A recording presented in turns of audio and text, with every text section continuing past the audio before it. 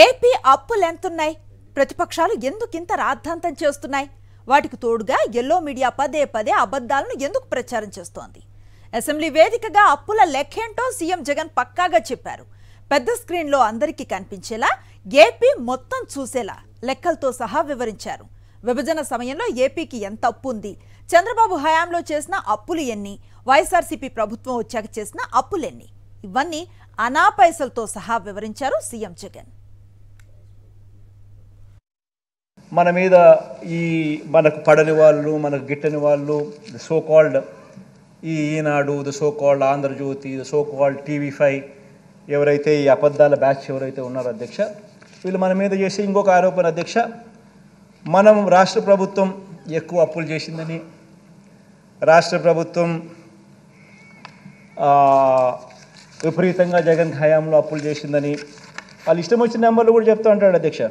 వాడు 10 లక్షల కోట్లు అంటాడు, వాడు 13 లక్షల కోట్లు అంటాడు. నోటికి హద్దు పొద్దు లేదు. నోరు ఏ మాదిరిగా తిరిగితే ఆ మాదిరిగా చెప్పే కార్యక్రమాలు జరుగుతూ ఉన్నాయి అధ్యక్ష. స్టేట్ గవర్నమెంట్ గ్యారంటీ డెట్ కానీ, స్టేట్ గవర్నమెంట్ గ్యారంటీ లేకుండా తెచ్చిన డెట్ కానీ, పబ్లిక్ సెక్టర్ అండర్టేకింగ్స్ తెచ్చిన డెట్ కానీ ఏది తీసుకున్నా కూడా అధ్యక్ష, రాష్ట్ర విభజన టయానికల్లా 1,53,000 కోట్లు డెట్ ఉంటే, చంద్రబాబు నాయుడు గారి హయాం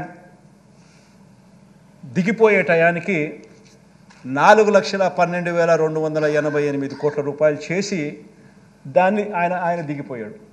అంటే 1,53,000 కోట్లను కాస్త 4,12,288 కోట్ల రూపాయలు చేర్చి ఆయన దిగిపోతే, మనం 4,12,000 కోట్ల రూపాయలు డెట్తో మన ప్రయాణం ప్రారంభించాం.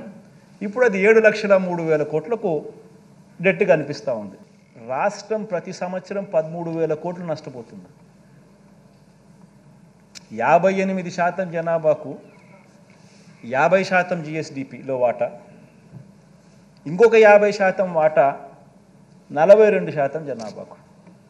The impact of that is రాష్ట్రం 13,000 కోట్ల రూపాయలు నష్టపోతూ ఉన్న పరిస్థితి ప్రతి సంవత్సరం. ఆంధ్ర రాష్ట్రం 58% జనాభా పెట్టుకొని స్టేట్స్ ఓన్ ట్యాక్స్ రెవెన్యూస్ 58,000 కోట్లు అయితే, తెలంగాణ 42% జనాభా పెట్టుకొని వాళ్ళ స్టేట్స్ ఓన్ రెవెన్యూస్ 65,000 కోట్లు. తక్కువ జనాభాకు ఎక్కువ ఆదాయం, ఎక్కువ జనాభాకు తక్కువ ఆదాయం స్టేట్స్ ఓన్ రెవెన్యూస్ పరిస్థితి కూడా ఆ మాదిరిగా కనిపిస్తూ ఉంది అధ్యక్ష.